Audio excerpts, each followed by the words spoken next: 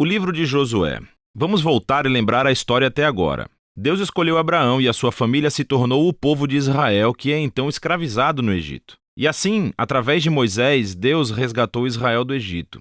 Ele fez uma aliança com eles no Monte Sinai e os guiou pelo deserto. Israel então acampou fora da terra prometida e Moisés os chamou para obedecerem os mandamentos de Deus, para que eles pudessem mostrar a todas as outras nações como Deus é. O livro de Josué começa logo depois que Moisés morreu e Israel está pronto para entrar na terra. Então, a história de Josué é projetada com 4 pontos principais. Josué primeiro leva Israel para a terra prometida. E lá, eles encontram toda a hostilidade dos cananeus e entram em batalha. Depois das suas vitórias, Josué divide a terra prometida como herança para as 12 tribos. E, então, o livro termina com esses discursos finais que Josué dá ao povo. Vamos nos aprofundar e ver como tudo isso flui junto. A primeira sessão começa com a morte de Moisés e Josué é apontado como o novo líder de Israel. E o autor intencionalmente apresenta Josué como um novo Moisés. Assim como Moisés, Josué chama o povo a obedecer a Torá, o que significa obedecer aos mandamentos da aliança que foram dados no Monte Sinai. E então Josué envia espiões para a terra, assim como Moisés fez em Números, capítulos 13 e 14.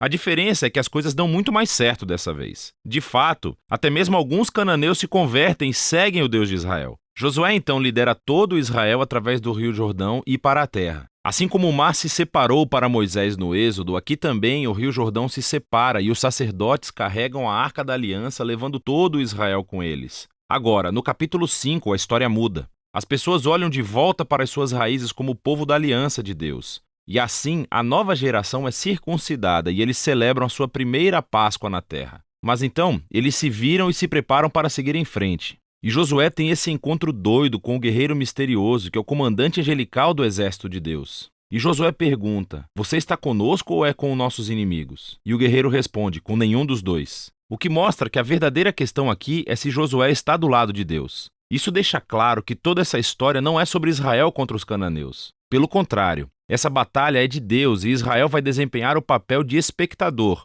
ou, algumas vezes, torcedor do plano de Deus, o que nos leva à próxima sessão. Encontramos histórias sobre todos esses conflitos que Israel teve com diferentes grupos cananeus, e a primeira parte reconta a história de 2 batalhas com detalhes. E isso é seguido por uma série de contos que condensam anos de batalhas em alguns breves resumos. Então, as 2 primeiras batalhas são contra Jericó e depois Ai. Eles oferecem esses relatos da fidelidade de Deus em contraste com o fracasso de Israel. Em Jericó, Israel deve adotar uma abordagem completamente passiva. Então, eles deixaram a presença de Deus na arca guiá-los pela cidade através de música durante 6 dias. Porque, como Raabe se voltou para o Deus de Israel, talvez o povo de Jericó fizesse o mesmo, mas não fazem. E assim, no 7º dia, os sacerdotes tocam as trombetas e as paredes caem, levando Israel à vitória. O objetivo da história é mostrar que Deus é quem vai libertar o seu povo. Israel simplesmente precisa confiar e esperar. Agora, a próxima história da batalha em Ai tem o objetivo oposto.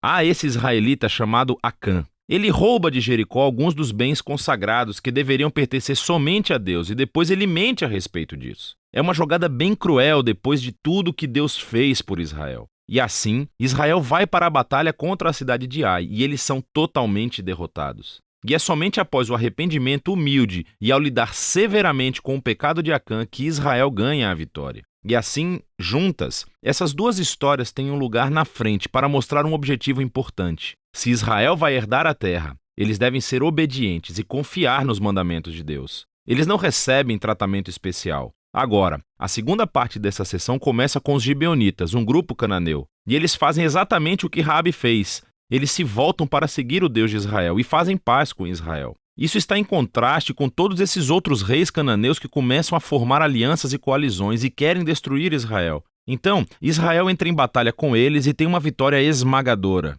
E assim, toda essa sessão conclui com uma lista de resumo de todas essas vitórias ganhas por Moisés e depois por Josué. Vamos parar por um segundo, porque há a possibilidade de que essas histórias e a violência nelas irão incomodá-lo. E, se você é um seguidor de Jesus, você é obrigado a se perguntar: Jesus não disse para amar os seus inimigos? Por que Deus está declarando guerra aqui? Então, primeiro, por que os cananeus? As razões principais são dadas anteriormente na história bíblica. É que a cultura dos cananeus se tornou extremamente corrupta moralmente, especialmente quando se trata de sexo. Veja o capítulo 18 de Levítico. E eles também praticavam amplamente sacrifício de crianças. Veja Deuteronômio capítulo 12. E Deus não queria que essas práticas influenciassem Israel. Os cananeus tinham que desaparecer. O que levanta uma segunda questão. Deus realmente comandou a destruição de todos os cananeus como um genocídio? Então, à primeira vista, você olha as frases usadas nessas histórias. Eles os destruíram totalmente, não deixaram nenhum sobrevivente ou tudo o que respira. Mas à segunda vista, você verá que essas frases são claramente hipérboles e não literais. Então, volte ao mandamento original sobre os cananeus em Deuteronômio capítulo 7. É dito a Israel para primeiro expulsar os cananeus, mas depois destruí-los totalmente. E então, isso é seguido de mandamentos para não casar nem fazer negócios com eles. Você não pode se casar com alguém que você destruiu. Acho que você entende. A mesma ideia se aplica às histórias de Josué. Olhe de perto. Assim, por exemplo, nos é dito no capítulo 10 de Josué que Israel não deixou sobreviventes nas cidades de Hebrom ou Debir. Mas depois, no capítulo 15, vemos essas cidades e elas ainda são povoadas por cananeus. E então, o que estamos vendo é que Josué se encaixa em outros relatos de batalhas antigas, usando a linguagem hiperbólica, não literal, como parte do estilo narrativo. E assim, a palavra genocídio não se encaixa realmente no que vemos aqui. Especialmente à luz das histórias sobre os cananeus que se voltaram para o Deus de Israel, como Raabe e os gibeonitas. Deus estava aberto para aqueles que se voltassem para ele. A última coisa a pensar é que essas histórias marcam um momento único na história de Israel. Essas batalhas estavam limitadas ao pequeno grupo de pessoas que viviam na terra de Canaã. Com todas as outras nações, Israel foi ordenado por Deus a buscar a paz. Veja o capítulo 20 de Deuteronômio. E assim, o propósito dessas histórias de batalhas nunca foi dizer a você, leitor, para cometer violência em nome de Deus. Pelo contrário, elas mostram Deus trazendo sua justiça sobre o mal humano, em um momento único na história, e como ele livrou Israel da aniquilação pelos cananeus.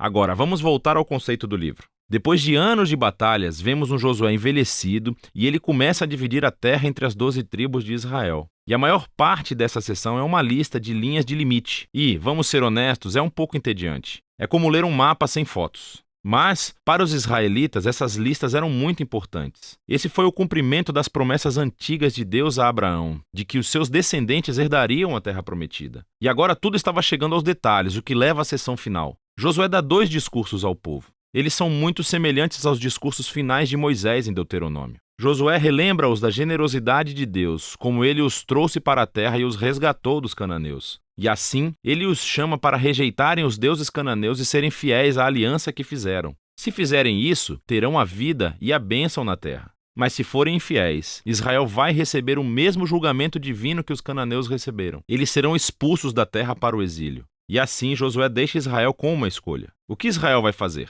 Essa é a grande questão que paira sobre Israel quando termina a história. E esse é o livro de Josué.